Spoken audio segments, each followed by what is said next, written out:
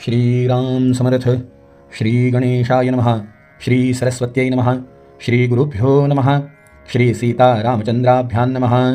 माता पितृचरणकमलेभ्यो नमः. ओम नमो जी गणराजा एकदंता चतुर्भुजा फर्षपाणी अधोक्षजा उभवी ध्वजा यशाची नमो आदि जननी चराचर जिये पासुनी ते शारदा हंसवाहिनी ग्रंथारंभी नमियेली. नमो श्री गुरु रामदास जो सर्वी सर्वस्व उदास तयाची धरोणी आकाश ग्रंथ शेवटास जावो हा. श्री गणेशाला शारदेला समर्थ सद्गुरूंना वंदन करून क्षणभर नामस्मरण करून अधिक मास महात्म्याचा पहिला अध्याय श्रवण करू. ओम नमो भगवते वासुदेवाय. ओम नमो भगवते वासुदेवाय. ओम नमो भगवते वासुदेवाय. ओम नमो भगवते वासुदेवाय. ओम नमो भगवते वासुदेवाय. गोपाल कृष्ण भगवान की जय. श्रोते हो नमस्कार. एकदा मुनयः सर्वे नैमिषारण्यमागताः परब्रह्मरताये च हरिद्वारनिवासिनः. श्रोते हो, एकदा नैमिष अरण्यामध्ये, नैमिष अरण्य एक तीर्थक्षेत्र, ज्या क्षेत्रावरती कलिमल नाश होण्याकरता भगवान विष्णू परमात्म्यांचं दिव्य सुदर्शन चक्र स्थिर झालं, जिथे चक्रतीर्थाची निर्मिती झाली की ज्या क्षेत्रामध्ये भगवंताच्या नामसंकीर्तनाने कलिमल नाहीसा होईल, कलियुगाचा दोष जिथे लागणार नाही ते स्थान, त्या स्थानावरती अनेक ऋषी एकत्र आले. कोण कोण होतं बरं? तर गालव आणि शुकेंद्र नामे सांगता अपार अनेक ऋषी आले. गालव ऋषी होते, स्वतः शुकाचार्य होते. सगळ्यांनी मिळून महर्षी व्यासांचे परमशिष्य सूत महाराज यांना प्रश्न विचारला. महाराज, कलियुगी अन्नगत प्राण, या कलियुगामध्ये प्राण हा अन्नमय असणार आहे. अगदी सकाळी उठल्याबरोबर मनुष्याला जर काही खायला मिळालं नाही तर याच्याकडून कोणतंही कार्य शक्य नाही. अशा अवस्थेमध्ये याचं कल्याण केव्हा होणार? मिळालेला नरदेह याचं सार्थक कसं होणार? प्राण अन्नगत आहे. बरं, परमार्थ करायचा तर एक तर शरीरात ताकद पाहिजे, शरीर क्षमता पाहिजे, नसेल तर भरपूर धन तरी पाहिजे. बरं, कलियुगातल्या लोकांची अवस्था कशी असेल? तर त्याही वरी दरिद्र्य व्यथा, शरीरी जडे रोग अवस्था, शरीरामध्ये अनेक रोग असतील, दारिद्र्य असेल. बरं, नित्य नामस्मरण करिता अवकाश कदा नसे पै, याचं नामस्मरणामध्ये चित्त लागणार नाही. बरं, असं वाटलं की तीर्थयात्रेला जाऊन स्वतःचं कल्याण करून घ्यावं, तर जरी की जे तीर्थाटन व्याधिग्रस्त शरीर क्षीण संसार धंदा करिता दान अवकाश कदा नसे पै. ना तीर्थयात्रेला जाणं शक्य होणार, स्वतःच्या घरी दानधर्म करायचा तर द्रव्याची चणचण भासणार, आणि भगवंताचं नामस्मरण करायचं तर त्याच्यामध्ये चित्त लागणार नाही. बरं, अल्पायुषी मनुष्य, अशा सगळ्या गोष्टी असताना आम्ही असं ऐकलंय की जर मनुष्यदेह प्राप्त होऊन याच्याकडनं धर्मकार्य झालं नाही तर याची अवस्था अशी होणार. आला आला प्राणी जन्मासी आला, झाला झाला बहुथोर झाला, केला केला सर्वही व्याप केला, शेवटी गेला गेला बापुडा व्यर्थ गेला. महाराज, अशी अवस्था होऊ नये. अनंत पापाची या राशी दरिद्रे घडती प्राणियासी. अशा सगळ्या मनुष्यांच्या या अवस्थेत याचं कल्याण कसं व्हावं? काही साधा सोपा आणि स्वल्प असा उपाय नाही का, जेणेकरून अशा परिस्थितीत सुद्धा याचा उद्धार होईल? सुतांची स्वारी शौनकादिक मुनींना म्हणाली, मुनींनो, आहे ना, का नाही? अहो, शृणुध्वं ऋषयः सर्वे कथा पौराणिकीं शुभाय लक्ष्मी माधव संवाद शृण्वतां पापनाशनम. मुनींनो, अहो, तुम्ही जो मला प्रश्न विचारला हाच प्रश्न एकदा स्वतः लक्ष्मी मातेने भगवान नारायणांना विचारला. ऋषींनो, माता लक्ष्मी म्हणाली, देव देव जगन्नाथ भुक्ती मुक्ती प्रदायक कथयस्त्व प्रसादेन संशयो मे हृदय स्थितः. दिवा, या कलियुगामध्ये कवनदान कवनतप हे कृपा करुणी अल्प मज दिवे दावे स्वल्पास्वल्प तरणोपाय जगाते. अगदी साधा सोपा उपाय जो कलियुगातल्या मनुष्यांना तरणोपाय ठरेल, तारणहार ठरेल, तो उपाय मला सांगा. ऋषींनो, भगवान म्हणाले, ऐके हो क्षीराब्धितनये दुर्लभतो नरदेहे येथे सहजा सहज घडती अपाय सायासनस्ता अनायासे.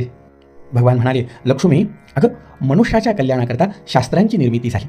शास्त्रांमध्ये मनुष्य देह सार्थक व्हावा, मनुष्याने जीवनाचं कल्याण करून घ्यावं, याकरिता स्नान, संध्या, देवतार्चन, कुलधर्म, कुलाचार, वर्णाश्रमांचं पालन, पर्वकाळावरती दानधर्म, तीर्थयात्रा आदी अनेक उपाय सांगितले. पण काय होतंय की मनुष्य हा विषयाधीन झाल्यामुळे, याला योग्य वेळेला योग्य त्या गोष्टी न करता आल्यामुळे अनेक वेळा याच्याकडनं अगदी शास्त्राचं उल्लंघन होतं. हे उल्लंघन कसं होतं? तर शरीरी भरता व्याधी, शरीरी व्याधी झाली की स्नान, देवदेवतार्चन, पर्वकाळी कुलधर्म, कुलाचार आपोआप लोप पावायला लागतात. अहो मंडळी, शरीरी व्याधी भरल्यावर सोडा, सद्यस्थिती अशी आहे की कुलधर्म कुलाचार करायचा असेल, घरामध्ये आईवडिलांचं श्राद्धादी कर्म करायचं असेल, तर जर घरी 2-3 भाऊ असतील तर एक जण एक गोष्ट वाटून घेतात. एकाने एखादी गोष्ट केली तर दुसरा म्हणतो की दुसरी तू केली पाहिजे, मी का करू. आणि त्यातही असं झालंय की मनुष्याला इतरत्र चैनीच्या गोष्टी करणं सोयीस्कर वाटायला लागलं, पण ज्या शास्त्रांनी सांगितलेल्या गोष्टी आहेत त्या मात्र अडचणीच्या आणि कठीण वाटायला लागल्या. त्यामुळे होतंय काय की अर्थातच योग्य वेळेवरती योग्य ते संस्कार होत नाही आहे. अनेकांचे व्रतबंध लोपतायत, अनेकांचे मौंजी बंधनं लोपतायत, अनेकांचे विवाहादी कर्म लोपतायत. अहो एवढंच काय तर योग्य वेळेला कन्यादान नाही, योग्य वेळेला उपनयन संस्कार नाही, ज्या तिथीला श्राद्धकर्म व्हायला पाहिजे त्या तिथींना श्राद्ध नाही. यामुळे होतंय काय तर भगवान म्हणाले की तुकिया दोषांच्या मळासी संचय होताची समरसी. या सगळ्या दोषांच्या एकत्रीकरणाने काय होतंय तर या दोषांमुळे दर महिन्यातल्या काही तिथी घडत आहेत, काही नक्षत्रांच्या योगकरणांच्या वेळा कमी जास्त होत आहेत आणि हे एकत्र होऊन 3 वर्षांनी 1 महिना तयार होतोय. या सगळ्या घडलेल्या वेळात तयार होतोय 1 महिना. म्हणून तिसरे वर्षी जाण 1 मास अधिकतेने गुण. या सगळ्या दोषांनी घडलेल्या तिथी नक्षत्र योगादी ज्या घटिका आहेत यांनी एकत्र होतो तो मलमास, तो 3 वर्षांनी येतो. आता तिथे सगळे दोषच दोष. या मलमासाने काय केलं लक्ष्मी तर माझी आराधना केली, मला प्रार्थना केली, मला प्रसन्न करून घेतलं आणि मग मी स्वतः या मलमासामध्ये माझं अधिष्ठान ठेवलं. म्हणून या महिन्याला पुरुषोत्तम मास असं संबोधल्या जायला लागलं. आणि लक्ष्मी ऐक, या मलमासामध्ये असं तुझी विचारतीये ना की मनुष्य अल्पायुषी आहे, त्याच्याकडनं दारिद्र्याने दानधर्म होत नाही आहे, शारीरिक पीडेमुळे तीर्थयात्रा होत नाही आहेत, भजन पूजन होत नाही आहे, नामसंकीर्तन होत नाही आहे, त्याचं कल्याण कसं व्हावं. तर अशा मनुष्यांच्या कल्याणाच्या हेतूने या मलमासामध्ये जो कुणी माझी आज्ञा आहे म्हणून नव्हे तर ब्राह्मणोस्य मुखमासीत ऐसी तो श्रुती गरजत, ते ब्राह्मण मुख माझे निश्चित, हे तू जाणत अससी की. श्रुतींची आज्ञा आहे म्हणून ब्राह्मणोस्य मुखमासीत, भूसूर जे ब्राह्मण आहेत. ब्राह्मण म्हणजे कोण मंडळी तर ब्रह्म जानाती ब्राह्मणा, ज्याने भगवत तत्व जाणले, जीवनामध्ये भगवंताची सेवा अंगीकारली आहे, भगवंताचं नाम, भगवंताचे गुणवर्णन, भगवंताच्या लीला यामध्ये आपलं चित्त रमवलंय नव्हे, ज्यांनी आपल्या जीवनामध्ये तत्वांची पूजा केली आहे असे ब्राह्मण. तुका म्हणे ब्रह्म जाणे तो ब्राह्मण. विद्या विनय संपन्ने ब्राह्मणे गविहस्तिनी, शुनीचैव श्वपाकेच पंडिता समदर्शिनः. स्नान संध्या देवतार्चन, स्वतःच्या घरी अग्निहोत्रादी श्रौत स्मार्त कर्म, वेद वेदांग स्मृती यांचं अध्ययन अध्यापन शास्त्र यांनी आपलं जीवन अतिशय तपस्वी बनवलंय. अशा ब्राह्मणांची सेवा या महिन्यामध्ये जरी केली तर निश्चितच माझ्यापर्यंत ती सेवा येणार आहे. आणि म्हणून लक्ष्मी जैसे स्वर्गी सुरवर तैसे पृथ्वीवरी भूसुर, हो तो माझाच अवतार म्हणून अगोदर पूजावे. म्हणून या ब्राह्मणांना माझं स्वरूप समजून प्रातःकाळी उठवण्या, नित्यनेमादी क्रिया सारोण्या, स्नानविधी वरविया, मूर्तीपूजा देवतार्चनी, आपली नित्य उपासना करून घरामध्ये देवादिकांचं पूजन करून हा संपूर्ण महिना जो अधिक महिना म्हणून येत असेल त्या महिन्यामध्ये माझं स्वरूप समजून त्या अलौकिक तपस्वी ब्राह्मणाची सेवा करावी. काय करावं तर यथाशक्ती ब्राह्मण दाम्पत्यांचं पूजन करावं. यथाशक्ती महिनाभर, शक्य झालं महिनाभर नाही, 8 दिवस नाही, 3 दिवस नाही, मुख्य 5 पर्वकाळ नाही, 1 दिवस, किमान संपूर्ण महिन्यात 1 दिवस तरी अर्घ्य पाद्यादी देऊन या माझ्या स्वरूपाची द्विजाची पूजा करावी. यथाशक्ती षडरस अन्न नैवेद्य समर्पण करावा. वस्त्र अलंकार जे आपल्याला शक्य होईल ते आपण या द्विजाला समर्पित करावे. आणि हे बघ, अशी भक्ती करत असताना मी त्या ठिकाणी आहे हे जाणून यथाशक्ती तांबूलदान, यथाशक्ती वस्त्रदान, हिरण्यदान, अपुपादी अन्नदान जे शक्य होईल ते दान अवश्य करावं. याबरोबरच या अधिक मासामध्ये गोसेवा करावी, गोपूजन करावं. शक्य झालं तर तीर्थामध्ये जाऊन स्नान करावं, कारण तीर्थामध्ये मी आहे, गवांगामध्ये मी आहे, ब्राह्मणामध्ये मी आहे.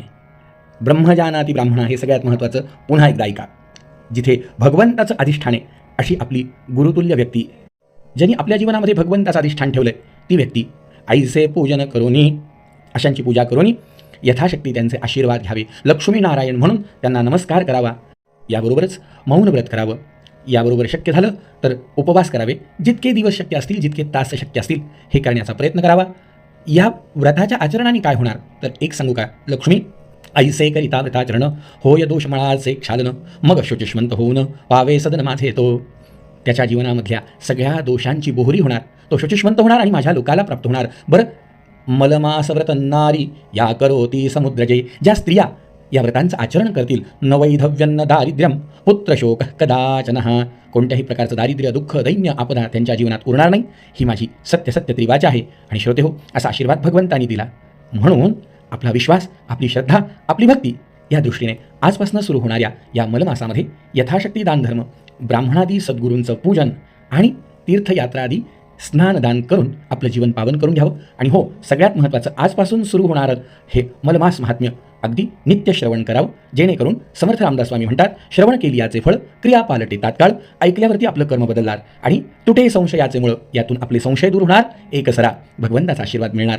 तर हे मलमहात्म्य रोज एक अध्याय सकाळी 6 वाजता याच आपल्या अविरत दासनवमी महोत्सव या यूट्यूब चॅनलवर प्रसारित होणार आहे.